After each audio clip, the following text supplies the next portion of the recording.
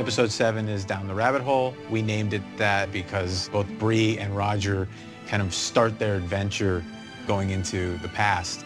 This is one of our few episodes that Jamie and Claire are not in, and actually I think Roger and Brianna carry this episode, and actually Sophie and Richard do such a tremendous job. You can really see them starting to kind of come into their own.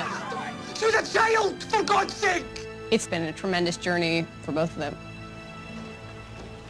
This was one of our favorite episodes this season to work on because we knew we wanted to bring Tobias Menzies back. And a fan favorite because you know how many fans love Frank. Well, you know, we get all the tweets and the Instagrams and the emails. They always say Frank, Frank, Frank, Frank, Frank. For me, the most interesting part about this was when we discussed the parallels actually between Frank and Claire. Your mother and I are getting a divorce. And Leary and Jamie. The truth is that Jamie Fraser has never loved you. Frank and Leary actually both have loved people, but not actually been loved back. The parallel of that and trying to show that in the story, to me, is such an interesting level. She never meant to hurt anyone.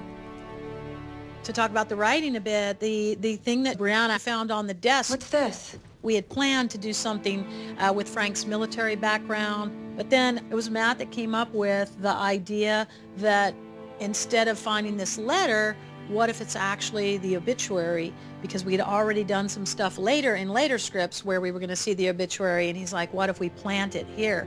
And I thought that was a really great idea. But it is another one of those situations where we were like, oh my God, this is such a cool idea, but what are we going to screw up by using this? Well, oh, we always say that. I mean, you know, exactly. What of Diana's books are we going to screw up by doing that? It really did work out, and kind of for us, yeah, provided the impetus for Frank to go back, and was such a cool little nugget, Easter egg. There we go.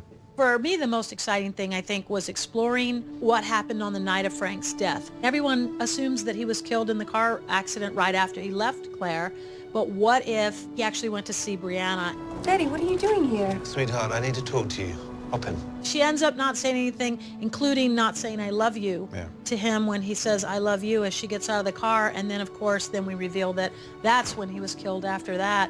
And that's something Brianna has to live with. It's a pain and a ghost that she carries. And so we play the ramifications of that and how this major journey she's taking into the past, that she could really only do it with the love and strength and courage that her father taught her and gave her.